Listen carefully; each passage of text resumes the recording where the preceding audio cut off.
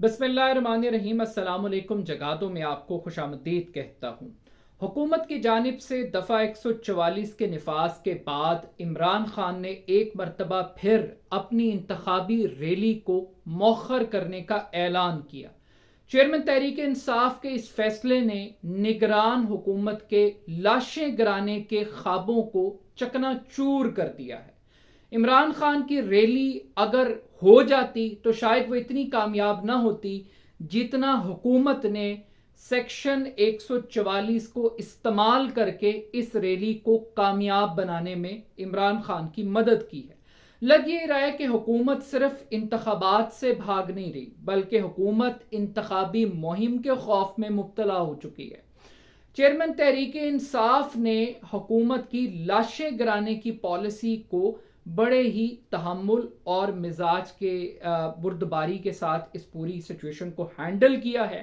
हुकूमत की कोशिश थी कि किसी तरीके से कत्लो गारत गरी का माहौल पैदा होता, लॉ एंड ऑर्डर की सिचुएशन क्रिएट होती और उसका रिएक्शन कराची से खैबर तक दिखाई देता, जिसको बुनियाद बनाकर आम इंतखाबात से राह फरार इख्तियार करने की एक ऑर्गेनाइज कोशिश की जा सकती थी।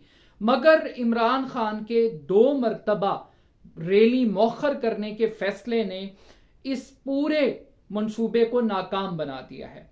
और इमरान खान साहब के इन फैसलों ने सिर्फ कत्लो गारत गरी के इस काम को, इस मंसूबे को नाकाम नहीं बनाया, बल्कि हुकूमत वक्त को भी एक्सपोज किया है कि हुकूमत किस तरीके से ओछे हितकंडे इस्तेमाल करके तहरीक इंसाफ को इंतखाबी मैदान से आउट कर रही है। अब सवाल ये पैदा होता है कि आखिर कब तक हुकूमत दफा 144 के पीछे छुप कर तहरीक इंसाफ को इंतखाबी मुहिम चलाने से रोकेगी।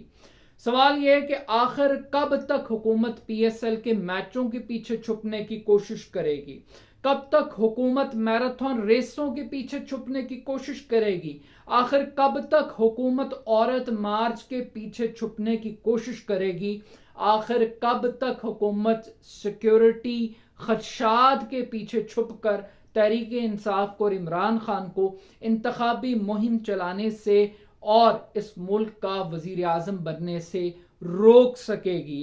कितने बहाने और बनाएंगे। लेकिन इंटरेस्टिंग बात यह है कि आज की रैली, ना तो ये रैली PSL के लिए कोई रुकावट थी, ना मैराथन रेस के रूट का कोई क्लैश आ रहा था, लेकिन इसके बावजूद अगर ये सेक्शन 144 इस्तेमाल किया गया तो सिर्फ और सिर्फ तहरीक इंसाफ के खिलाफ इस्तेमाल किया गया। बाकी कारोबार जिंदगी एज इट इज इस लाहौर शहर के अंदर चल रहा है और उससे बढ़कर आज PMLN को इसी लाहौर शहर के अंदर वर्कर्स कन्वेंशन करने की इजाजत दी गई। तो एक दोहरा मयार है, 2 पाकिस्तान है। एक तहरीक इंसाफ के लिए पाकिस्तान है जिसके अंदर खदशात हैं, जिसके अंदर दफा 144 का काला कानून, मैं इसको कहूंगा कि अब ये काला कानून इन्होंने बना दिया अपने सियासी मकासद के लिए, और दूसरी तरफ एक खुला मैदान है। उन लोगों को लेवल प्लेइंग फील्ड दी जा रही है, इमरान खान को फील्ड से आउट करके, जो इस मुल्क के अंदर कन्विक्टेड क्रिमिनल्स डिक्लेयर किए गए हैं बाकायदा तौर पर। लेकिन इस सारे मामले से एक स्टेप आगे बढ़ के इस पैराडाइम को भी हमें अंडरस्टैंड करने की जरूरत है कि ये सिक्योरिटी प्रोटोकॉल्स हैं क्या। यानी कि जब आपका दिल करे आप दफा 144 लगा देंगे, या इसके लिए भी कोई ग्राउंड होनी चाहिए। और ये कैसी सिक्योरिटी है जिसके लिए लोगों को घरों में बंद करना पड़ता है, सड़कों को कंटेनर लगाकर बंद करना पड़ता है, कारोबार जिंदगी को मुअत्तल करना पड़ता है। ये किस किस्म के PSL के मैचेस हैं, ये किस किस्म के तफरीह के मौके हैं जो लोगों की जिंदगी में खलल पैदा कर रहे हैं। सिक्योरिटी का मतलब एक तहफ़्फ़ुज़ का एहसास है। सिक्योरिटी का मतलब ये नहीं है कि आप मोबाइल फ़ोन सर्विस बंद कर दें, आप सड़कों को मुकम्मल तौर पर बंद कर दें, आप हज़ारों की तादाद में सिक्योरिटी पर्सनल्स को लें। ये एक फील का नाम है सिक्योरिटी। लेकिन बदकिस्मती के साथ हमारी पुलिस, पकड़ लो रोक लो, बंद कर दो। ये इनका एक सिक्योरिटी प्रोटोकॉल बन गया, जो एक बड़ी बदकिस्मती की बात है। मगर मेरा ख्याल है कि ये जो सिक्योरिटी प्रोटोकॉल है ये ज़्यादा देर तक चल नहीं सकता, और उसकी बुनियादी वजूहात यही हैं कि जब आप सिलेक्टिव कानून का इस्तेमाल करेंगे तो जिसको आप टारगेट कर रहे हैं पॉपुलैरिटी उस शख्स की मजीद बढ़ेगी। आपने इस रैली को रोक कर इमरान खान को फायदा पहुंचाया, नुकसान नहीं पहुंचाया। ये इमरान खान ने आपको दो चांसेस दिए हैं, एक ग्राउंड बिल्ड की है कि जनाब अगर आप ये समझते हैं कि आज के दिन ये रैली मुनासिब नहीं है तो मैं आपको एक और मौका दे देता हूं। लेकिन मसला ये है कि आप यहाँ रुकेंगे नहीं। अब ये कल या परसों में पता लग जाएगा कि ये आपका जो दफ़ा 144 है ये कहाँ तक चलेगा। अब ये दफ़ा 144 मरियम नवाज की वर्कर्स कन्वेंशन में नहीं लगता। ये लॉ एंड ऑर्डर की सिचुएशन भावलपुर से लेके फैसलाबाद तक, गुजरांवाला तक, सरगोदा तक, पूरे पंजाब में मरियम नवाज विजिट कर रही है। वहां पे कोई सिक्योरिटी कंसर्न नहीं, कोई प्रोटोकॉल का कोई प्रॉब्लम नहीं है। लेकिन अगर कोई प्रॉब्लम है तो सिर्फ इमरान खान के लिए। एक तरफ PMLN की क़यादत इमरान खान का मजाक उड़ा रही है और कह रही है कि ये जमान पार्क में छुपा हुआ है, ये जनाब लेंटर खुल जाता है इसका प्लस्तर नहीं खुलता।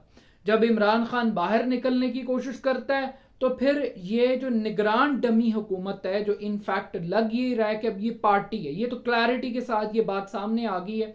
इनको मसला लॉ एंड ऑर्डर का नहीं है, इनको जो टारगेट देकर लाया गया इसको फिल करने की कोशिश कर रहे हैं। तो जब ये इमरान खान निकलने की कोशिश करता है फिर इनकी काम पे टांगना शुरू कर देती।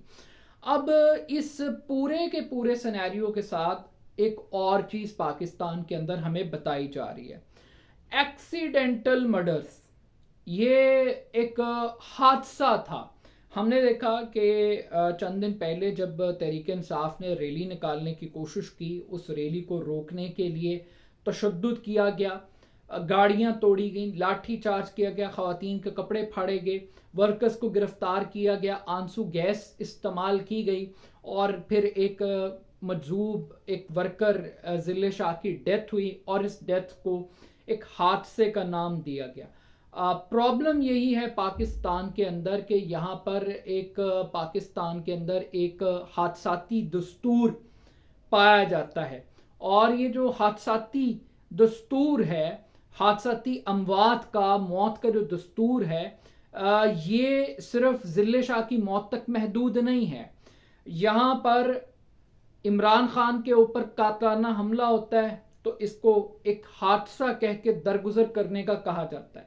यहाँ सानिया मॉडल टाउन के अंदर 14 लोग कत्ल हो जाते हैं, इसको हादसा डिक्लेयर कर कर भूलने का कहा जाता है। यहाँ सानिया साहिवाल होता है, उसको ये हादसा करार देते हैं। यहाँ सलाउद्दीन की मौत पुलिस टॉर्चर से होती है, उसको भी एक हादसे का नाम दिया जाता है। यहाँ नकीबुल्ला महसूद कत्ल होता है, हादसा। खरोटाबाद में लोगों को कत्ल कर दिया जाता है, हादसा।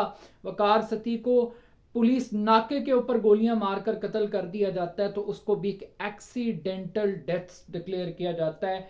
इसको स्टेट टेररिज्म ये डिक्लेयर नहीं करते, ये इसको मर्डर कंसिडर नहीं करते। लेकिन still at the end of the day आखिर कब तक ये हादसाती अमवात का सिलसिला चलेगा? आखिर कब तक रियासत खुद किसी बड़े सानहे की तलाश करेगी लोगों को हक़ राय दही से का इस्तेमाल करने से, लोगों को हुकूमत बनाने से कब तक ये लोग महरूम कर सकेंगे? But still at the end of the day लग यही रहा है कि ये सिर्फ इलेक्शन से नहीं भाग रहे, ये बल्कि इलेक्शन कैंपेन से भी भाग रहे। अब ये कब तक भाग सकेंगे ये एक क्वेश्चन मार्क है।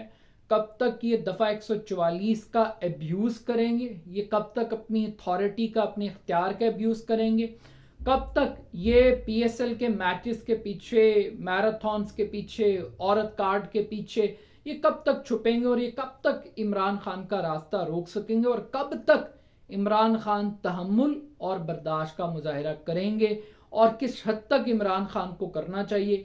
लेकिन still at the end of the day दूसरी मरतबा रैली मौखर करके इमरान खान ने दो कामयाबियां समेटी।